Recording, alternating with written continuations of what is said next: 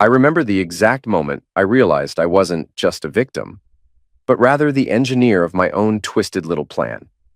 It was about 2 months ago, right after that scheduled power outage in our neighborhood, the one that changed everything. At first, you'd think my wife, Ellie, was the sole villain, because I stumbled across her sneaking around with our neighbor, Eduardo. They were planning to collect on my life insurance by making my death look like a perfect accident. But here's the truth. A lot of people don't realize how manipulation can run in layers, how sometimes the person you think is getting played is actually pushing the pieces around the board. So, let me take you back. I came home early one evening because my buddy canceled our plans. I'd had a bad day. My job was driving me up the wall, finances were tight, and the spark in my marriage was basically on life support. Honestly, I was in a foul mood, but I still remember rolling my eyes at the broken garage door opener, cussing under my breath, and sneaking in through the side door of the house. The power was out. That blackout had been announced for days, courtesy of some grid maintenance in our area. I didn't text Ellie to say I was coming home early. My phone battery was in the single digits, basically dead. Perfect timing, right? And in the darkness, I heard my wife's voice. She wasn't alone. I heard someone else's low tones, recognized it as Eduardo's. He had moved in next door about a year back, recently divorced, seemed the friendly type. We'd lent him tools, invited him over for casual beers. Ellie always acted extra sweet when he was around, which bugged me, but I never made a big deal out of it.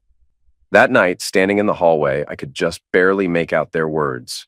My heart pounded so loud it nearly drowned them out, but I still caught the key part. "Once the insurance pays out for his accident next month," Ellie said in that high-pitched whisper she uses when she's trying too hard to be charming, "you and I can finally be together." Then a clinking of wine glasses, like they were toasting my demise. I felt my head go hot, then cold, then strangely calm. You'd think I'd barge in, flipping tables, but something in me clicked differently. You could say I froze, but that's not quite right. It was more like I shifted into a slow, silent calculation mode. I didn't see red. I didn't want to lash out immediately. Instead, I walked outside, sat in my car for a good 20 minutes, and thought about what I'd just heard. Because I wasn't just overhearing a random fling. My wife was explicitly planning to kill me for insurance money. Except here's the kicker. That insurance policy wasn't just some random new plan Ellie had convinced me to get. I'd intentionally boosted it to 500,000 months ago because I wanted to test something. All right, let me not get ahead of myself. Let me lay it out in order.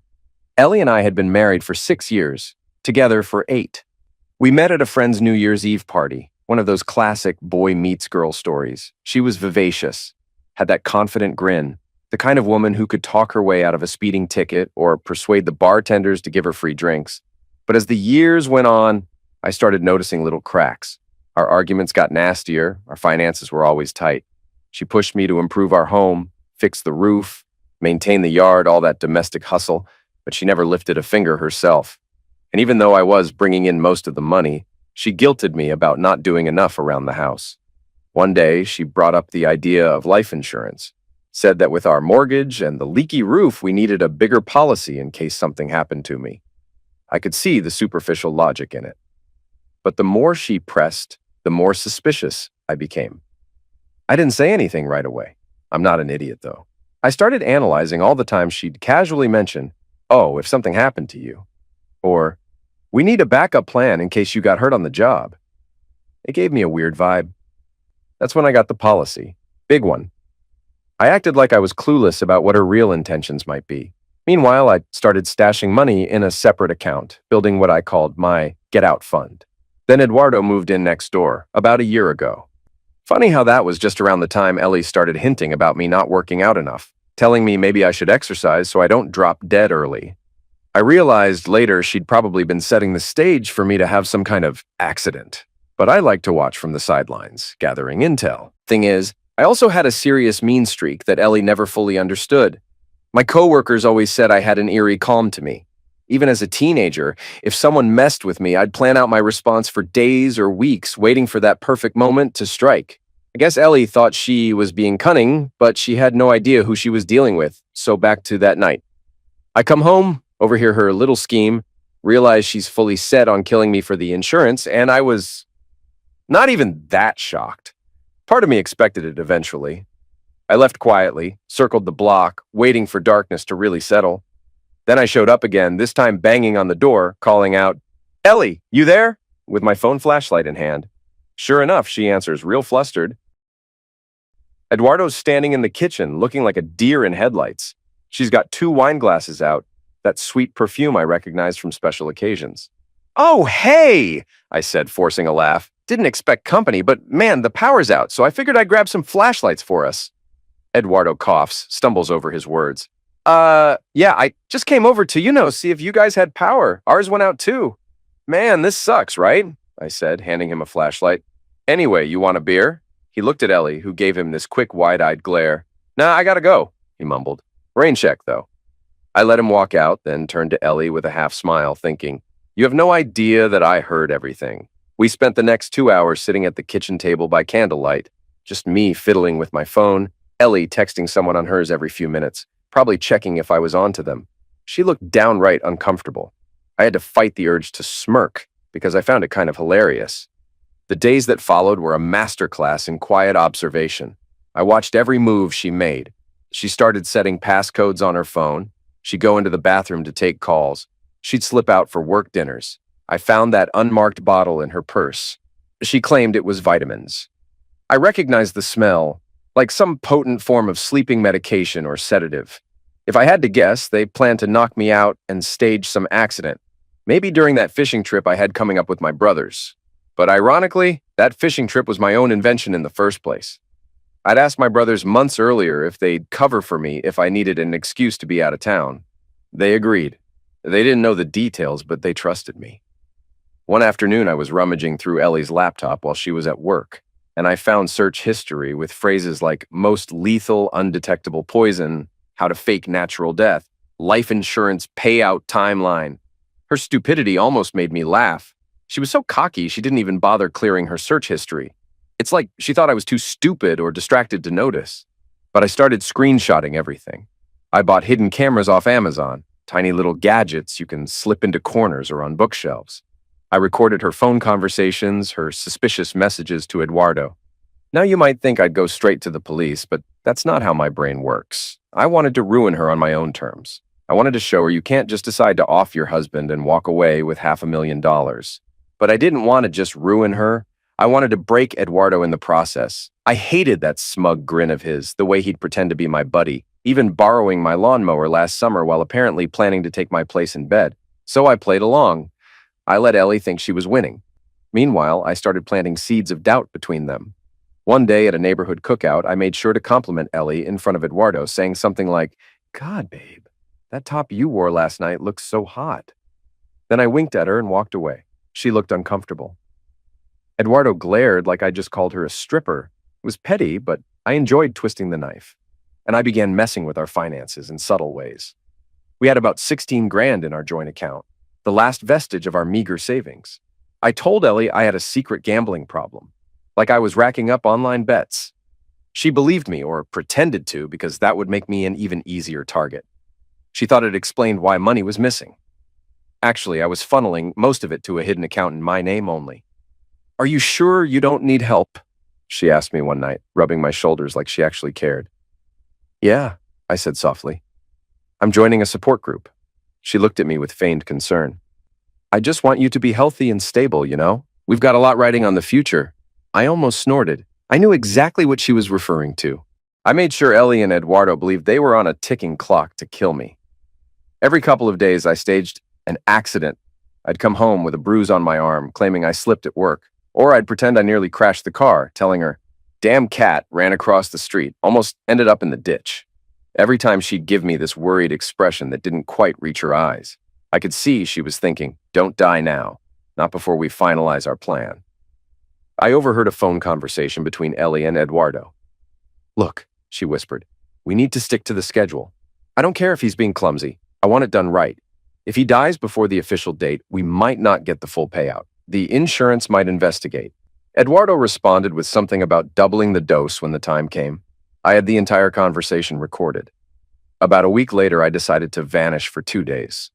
I didn't tell Ellie. I turned my phone off, parked my car at a motel in a town about an hour away, and relaxed while eating fast food, scrolling social media, just waiting to see how they'd respond. On my hidden cameras, I caught Ellie flipping out.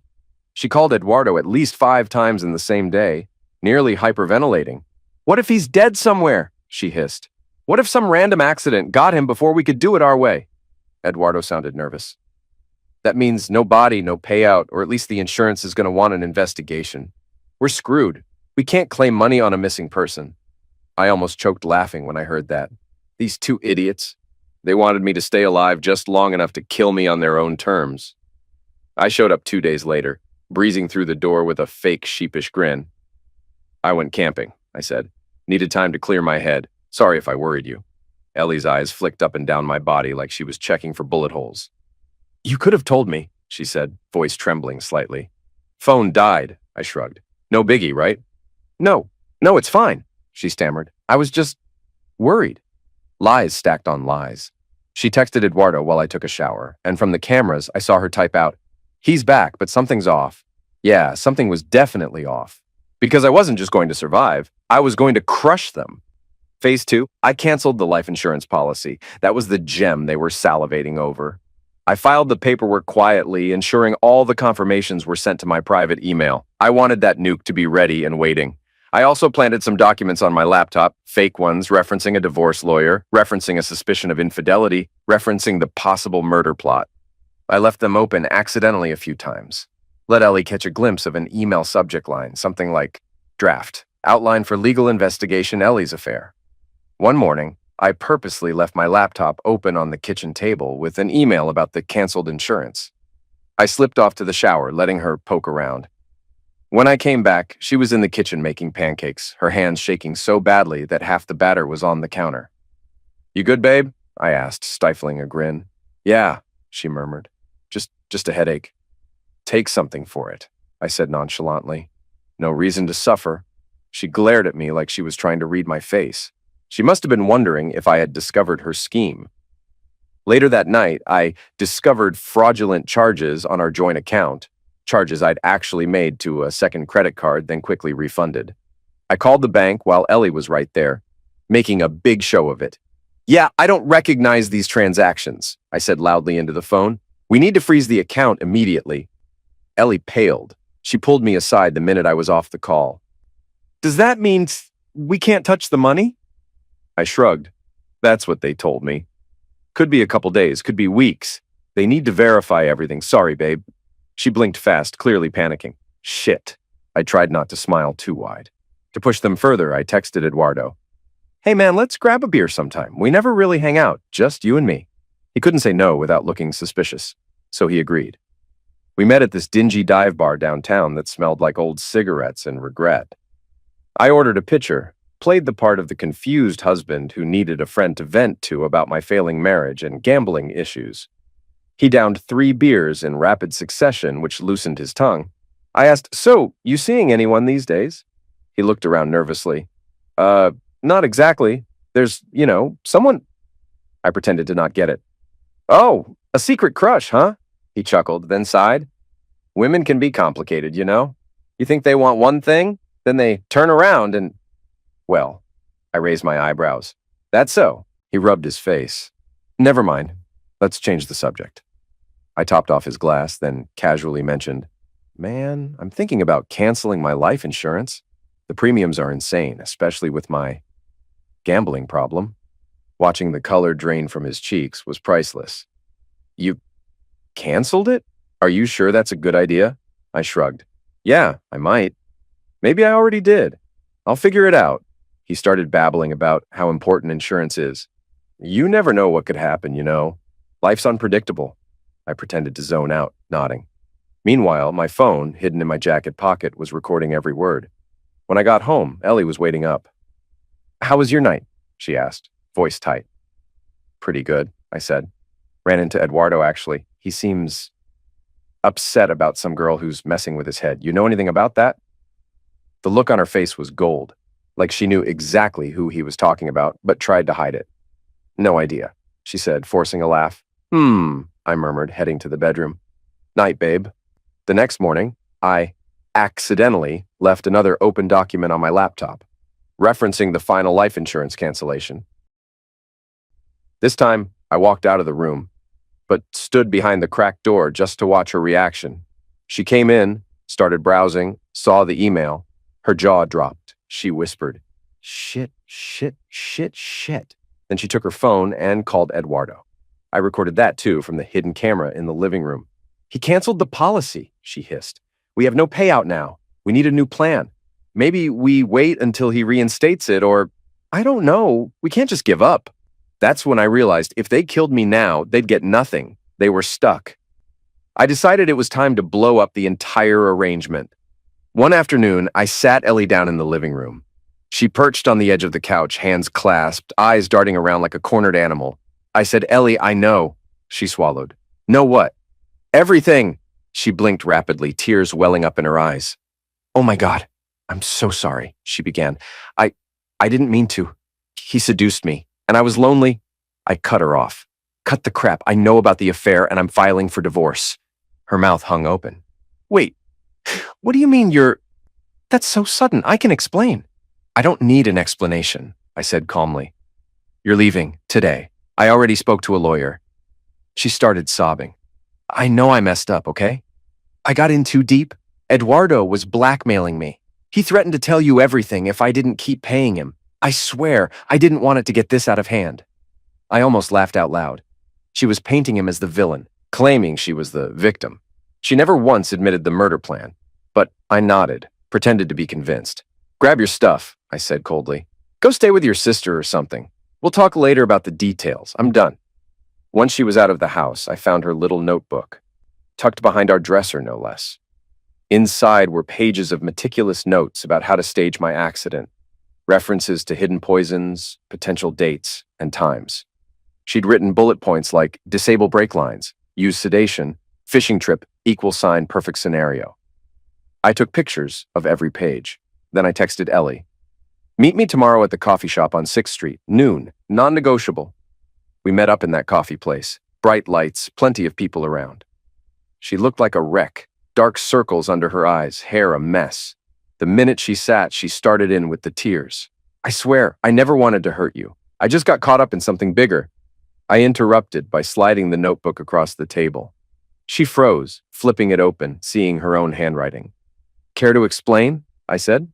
She let out this eerie little laugh, the kind you hear from someone who's on the verge of a breakdown. "It was just a stupid idea. I was brainstorming a novel. Oh, God. You wouldn't understand." I stared at her. "Ellie, I heard you with Eduardo. I saw your search history, found your bottle of sedatives, recorded your phone calls. Don't play me." She exhaled shakily. "How long have you known?" "Since the blackout," I replied, leaning back in my chair. She pressed her fingers to her temple, eyes brimming with tears. "I thought you were too stupid to catch on. You always seemed so distant, so clueless, burying yourself in your job. That's why we picked you." "We?" I prompted, raising an eyebrow. She swallowed. "Me and him. We thought you wouldn't fight back or you wouldn't notice. God, we were so wrong." I nodded. Then I pulled out 2 sets of documents. One was a thick folder with all my compiled evidence, screenshots, audio transcripts, the works. The other was a straightforward set of divorce papers giving me everything. I slid the divorce papers toward her. "Option 1. You sign these. You walk away with just your clothes, your car, and maybe a small chunk for a motel. Option 2. I take this folder to the police, and you and Eduardo can talk about your grand plan in a courtroom." She stared at me, tears rolling down her cheeks. "You can't. You're not serious." I said nothing, just stared back. After a long moment, she let out a shaky sigh, took the pen, and signed. When she was done, she whispered, "You realize this means I have nothing, right?" "That's correct," I said. "Now get out of my sight." I wasn't done. I sent Eduardo an edited recording, some bits of Ellie talking about him, throwing him under the bus, making him look like the aggressor. I added a message. "Thought you might want to hear this. P.S. If you don't leave town, I'll show the rest to the police." Within 24 hours, he listed his house for sale. He texted Ellie a string of insults. I saw them on the phone logs. He called her a manipulative snake, said she was the one who orchestrated everything, that he never wanted it to go that far. I guess 2 narcissists in a conspiracy always turn on each other eventually. Now see, up until then, you might think I was just a wrong spouse, cleverly seeking justice, but here's where it gets darker. Because yes, she was planning to kill me. But I also set them both up from the start. The bigger the insurance policy, the bigger the trap. Ellie was always cunning, but I recognized her potential for betrayal from day one. The moment she suggested we up that policy, I started orchestrating this elaborate plan to expose her. I stoked the flames, introduced subtle friction into our marriage, so she'd have an excuse to look elsewhere, namely Eduardo. When he moved next door, I made sure to be extra friendly, lent him tools, joked around about life, made him feel comfortable. I practically laid out a welcome mat for him to walk into my marriage. Then I quietly documented every text, every dinner invite, every clandestine meeting. So, yeah, I was the real puppet master here. The fact that they wanted to murder me only proved me right. I was satisfied in a twisted way because they walked right into the trap I'd set. About a week after the divorce papers were signed, I got a phone call from a number I didn't recognize. I was at home, nursing a beer, feeling that mix of triumph and emptiness. "Hello," I answered. "It's me." Ellie's voice, ragged and frantic. I let out a breath. "What do you want?" Her words tumbled out in a panic. "We were driving, Eduardo and I. We were heading out of town. We got in a wreck. It's bad. Oh God, I think he's dying and I'm stuck in the passenger seat. My legs are pinned." I said nothing, just listened to the sound of her heavy breathing. She kept going. "We hydroplaned or something? He lost control. We spun, hit the guardrail. He was screaming, then he's unconscious." I pictured it. The night sky, the twisted metal, the smell of leaking gasoline. Eduardo's face smashed against the steering wheel, and I felt nothing. "Where are you?" I asked. "Some highway," she said, voice quivering. "I can't even see a sign. My phone's at 10%. You gotta call an ambulance. Please, you gotta help me." I took a slow sip of my beer. "You seriously want my help now after everything?" She choked on a sob. "I'm sorry, okay? But I'm stuck here and he's not moving." I pressed my lips together. A bizarre calm washed over me. "You two tried to kill me, Ellie. It wasn't supposed to be like that," she whimpered. "I was desperate. I swear, he pushed me, he threatened me." I cut her off. "I already told you, cut the crap, and you know what? Maybe it's just karma. You're pinned in the seat and your new boyfriend's bleeding out. Sounds like a cosmic punchline to me." She let out a shaky breath, half sob, half gasp. You can't be serious. You're just gonna leave me here to die?" "Don't be dramatic," I said. "Dial emergency yourself. My guess is someone else will pass by soon enough." Her voice cracked. "Please, I'm so scared." I paused, letting the silence stretch. "Maybe you should be." And then I ended the call. I stood there for a moment, phone in hand, feeling no guilt at all. I wasn't the hero. I never was. Ellie might have orchestrated my demise with Eduardo, but I'd been the one orchestrating theirs from the start. After that phone call, I took another swig of my beer, stared out the living room window. The street was dark and quiet. If they survived that crash, it would be a miracle. I wasn't going to be the one that saved them. Not after all they'd done or tried to do. I did call emergency eventually, after about 10 minutes of standing there, considering. I told the dispatcher I'd gotten a random call from a hysterical woman claiming she was in an accident on some highway near the city limits. I didn't know exactly where, but gave them a guess. I never mentioned she was my wife. Then I showered, shaved, and went to bed. Slept like a log. When I woke up, I had no missed calls. My phone was quiet. For a moment, I was curious if Ellie had made it or if she was lying in a hospital bed somewhere. But mostly, I felt relieved. I'd already set the divorce in motion, seized the house, locked down the finances. I was free. I found out the details later when a mutual acquaintance texted me. "Holy shit, did you hear about Eduardo's accident? People said Ellie was with him." I typed back, "No clue, man. Haven't heard from her in days." By noon, social media was buzzing about it. Some serious crash off the highway, the driver died at the scene, the passenger was in critical condition. I didn't need anyone to confirm it was Eduardo in the morgue. That afternoon, as I sipped coffee in my silent kitchen, I let out a slow breath. I wasn't proud of the fact that I'd more or less set them up to fail. But I also didn't regret it. Ellie might never know just how deeply I'd orchestrated everything. The inflated insurance policy was partially my idea, but she took the bait and planned to kill me for it. Eduardo got played from both sides. Now he was gone. When my phone finally rang and I saw Ellie's name pop up, I almost didn't answer. But curiosity got the best of me. I pressed accept. "Yeah?" "You asshole." she rasped. Her voice was weak, like she'd swallowed shards of glass. He's dead. Eduardo's dead. And you're alive? I asked, unfazed. She let out a wheezing laugh. Barely. My ribs are broken. My legs shattered. The doctors say I'm lucky, but I don't feel lucky. Why'd you call? Silence crackled across the line. Then she said, we could have worked this out if you just not canceled the policy, not turned everything upside down. None of this would have happened. I gave a short bark of laughter. You really think I'm the reason your plan to kill me went sideways? She sucked in a breath. We wouldn't have had to resort to this if you had just... I interjected, my voice calm. Look, you're the one who raised the stakes. You tried to murder me for money. Let's not rewrite history. Another strained silence. You knew all along, she whispered. All that sweet, supportive act, while you were screwing me over. I shrugged, even though she couldn't see me. You do what you gotta do, right? By the way, next time you want to plan a murder, pick someone who isn't 10 steps ahead. That's free advice. She exhaled a shaky breath, like she was about to break down again. I hope you're satisfied, you bastard. You got everything. I'm lying here in a hospital bed with a dead boyfriend and no money. How does it feel? I paused, letting the words sink in. Then I said, feels like karma, Ellie. Then I hung up. I stared at the phone for a long time, reflecting on the warped path that led us here. I remembered the day we got married, how she smiled at me in her white dress, swore we'd be together forever. I remembered thinking that day that I'd do anything to protect myself from heartbreak. And apparently anything turned out to be an elaborate mind game culminating in the ruin of us both. Yes, she had planned to kill me, but I was the one who orchestrated her downfall. If that made me a villain, so be it. This wasn't a story about a poor husband escaping his murderous wife. It was the story of two ruthless people stepping on each other's necks, with one emerging on top, me. The next few days, the official word came in. Eduardo's cause of death was massive blunt force trauma from the crash. The cops didn't suspect foul play. The road was slick from rain, and he'd been speeding.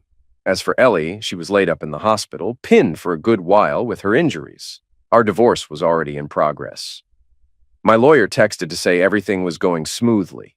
She couldn't contest the terms because we had a signed agreement, and with Eduardo gone, she had no leg to stand on. The chatter in the neighborhood was that poor Eduardo met with tragedy, and Ellie was some unlucky passenger. Nobody asked me for details because we were all living in the shadow of that fiasco. I didn't volunteer any secrets, let them speculate. I sold the house a month later. It was a place riddled with memories I didn't want. People might raise eyebrows at me leaving so soon, but I didn't care. With the money from the sale, plus the funds I'd been squirreling away, I bought a smaller condo in a nicer part of town. Ellie tried contacting me once more from the hospital, some sob story about needing rehab costs. I blocked her number. She tried emailing, so I filtered her straight to spam. As far as I was concerned, she ceased to exist. If you're wondering whether I feel remorse, the answer is complicated. I don't lie awake at night grieving. I suppose there's some emptiness, but not for her.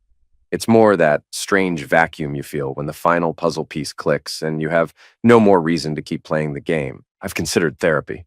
Maybe I'll go someday, talk to a professional about how I calmly orchestrated the downfall of my own wife and her secret lover. But for now, I'm content in my quiet condo, occasionally remembering the look on Ellie's face that night of the blackout, or hearing the stutter in Eduardo's voice when we had that last beer. A part of me wonders if it could have ended differently if Ellie hadn't latched onto the idea of murdering me for $500,000. But I suspect it would have ended badly no matter what. We were both twisted in our own ways. She just didn't see how twisted I was until it was too late.